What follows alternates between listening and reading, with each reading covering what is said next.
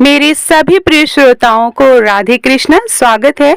मैं भाविनी मिश्रा आप सभी के सुखी स्वस्थ और मंगलमय जीवन की कामना करती हूँ। आज से मार्गशीर्ष का महीना प्रारंभ हो गया है और आज प्रथम दिन गुरुवार है, तो अगहन गुरुवार के दिन महालक्ष्मी का व्रत किया जाता है। तो आइए जानते हैं अगहन गुरुवार महालक्ष्मी की व्रत कथा हम श्रवण करेंगे।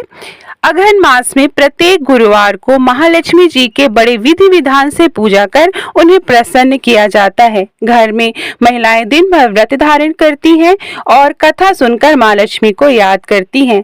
महिलाएं माता लक्ष्मी को प्रसन्न करके मनवांछित फल प्राप्त करने की कामना करती हैं। मास के प्रत्येक गुरुवार को महालक्ष्मी जी के बड़ी विधि विधान से पूजा कर उन्हें प्रसन्न किया जाता है। आइए जानते हैं कि महालक्ष्मी व्रत की कथा क्या होगी। कार्तिक मास के बाद आने वाले अगहन मास के प्रत्येक गुरुवार को महालक्ष्मी जी के बड़े विधि विधान से पूजा अर्चना करने का प्रचलन है। आइए सुनते हैं अगहन गुरुवार के दिन महालक्ष्मी व्रत कथा। तो प्रेम से बोलेंगे ओम लक्ष्म्याय नमः। भारतवर्ष के सौराष्ट्र देश के द्वापर युग की यह कहानी है। सौराष्ट्र में उसे वक्त भद्रश्रवा नाम के राजा रहते थे। वह बहुत पराक्रमी राजा थे। उन्हें 4 वेद, 6 शास्त्र और 18 पुराणों का ज्ञान था। उनकी रानी का नाम सूरत चंद्रिका था। रानी दिखने में सुंदर और सुलक्षणा थी और पतिव्रता थी। उन दोनों को 7 पुत्र थे और उसके बाद उन्हें एक कन्या का वरदान मिला था। उन्होंने कन्या का नाम शामबाला रखा था। एक बार महालक्ष्मी जी के मन में आया कि जाकर उन राजा के राजप्रसाद में रहे, इससे राजा को दुगनी धन संपत्ति प्राप्त होगी। वह धन दौलत से उसकी प्रजा को और सुख दे पाएंगे। गरीब के घर जाने पर वह स्वार्थी होकर केवल अपने ऊपर ही खर्च करेगा। ऐसा सोचकर उन्होंने एक बूढ़ी ब्राह्मण स्त्री का रूप धारण कर हाथ में लाठी लेकर रानी के द्वार तक पहुंची। उन्हें देखकर एक दासी सामने आई। उसने उनके बारे में पूछा। बूढ़ी का रूप धारण किए महालक्ष्मी जी ने कहा, मेरा नाम कमला है, वह मेरे पति का नाम भुवनेश है और हम द्वारिका में रहते हैं। उन्होंने बताया कि तुम्हारी रानी पिछले जन्म में एक गरीब वैश्य की पत्नी थी। दरिद्रता के कारण रोज उनमें झगड़े होते और उसका पति उसे रोज पीटता था, जिससे परेशान होकर वह उसे छोड़कर जंगल चली गई और खाली पेट भटकने लगी।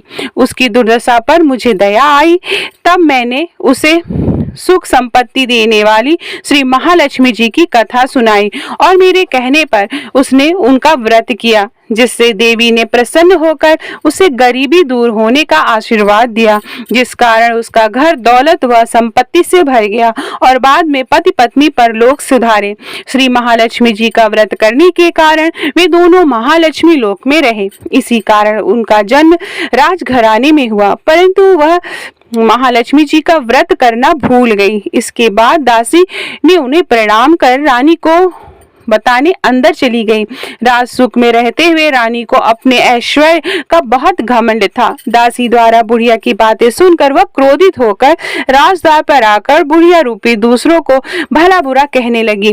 रानी सूरत चंद्रिका के इस प्रकार के बर्ताव और अनादर देखकर माता ने वहां ठहरना उचित नहीं समझा और वह वहां से चल पड़ी। चलते समय उन्हें राजकुमारी शामबाला मिली। उसने शामबाला को सारी बातें बताई। राजकुमारी ने बातों के लिए उनसे क्षमा मांगी। माता को उस पर दया आ गई। उस दिन अगहन मास का पहला गुरुवार था। उन्होंने राजकुमारी को श्री महालक्ष्मी जी के व्रत के बारे में बताया। राजकुमारी जी ने श्रद्धा पूर्वक व्रत किया, जिसके फल स्वरूप उसका विवाह राजा सिद्धेश्वर के पुत्र मालाधार के साथ हुआ और वह ससुराल में आनंद पूर्वक दिन बिताने लगी। इधर रानी पर श्री महालक्ष्मी जी का प्रकोप हुआ, जिसके फल स्वरूप राजा भद्रश्रवा का समस्त राजपाट समाप्त हो गया। की आर्थिक स्थिति इतनी खराब हो गई कि उन्हें 2 वक्त का खाना भी बड़ी मुश्किल से मिल पाता था। एक दिन रानी सूरत चंद्रिका ने राजा को आग्रह किया कि हमारा दामाद धनवान और ऐश्वर्यशाली राजा है, क्यों ना आप उसके पास जाकर उसे अपनी स्थिति से अवगत कराएं, वह हमारी मदद जरूर करेगा। राजा भद्रशवा को रानी सूरज चंद्रिका की बात सही लगी। वह तुरंत दामाद के पास चले गए। दामाद के राज्य में पहुंचकर एक तालाब के किनारे कुछ देर विश्राम करके ठहरे।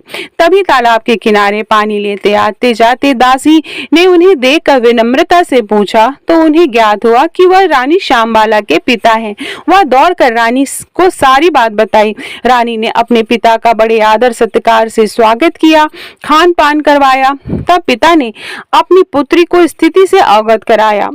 फिर वह जब लौटने लगे तो पुत्री ने उन्हें सोने के मोहरों से भरा हुआ घड़ा दिया। राजा भद्रशवा जब वापस लौटे तो उन्हें देखकर रानी सूरज चंद्रिका बहुत खुश हुई। उन्होंने सोने के मोहरे से भरे घड़े का मुंह खोला तो देखा उसमें धन के बदले कोयले रखे हुए थे। यह सब श्री महालक्ष्मी जी के प्रकोप से हुआ था। इसी तरह कई वर्ष बीत गए जाने के बाद रानी स्वयं अपनी पुत्री के पास गई। वह दिन अगहन मास का अंतिम गुरुवार था।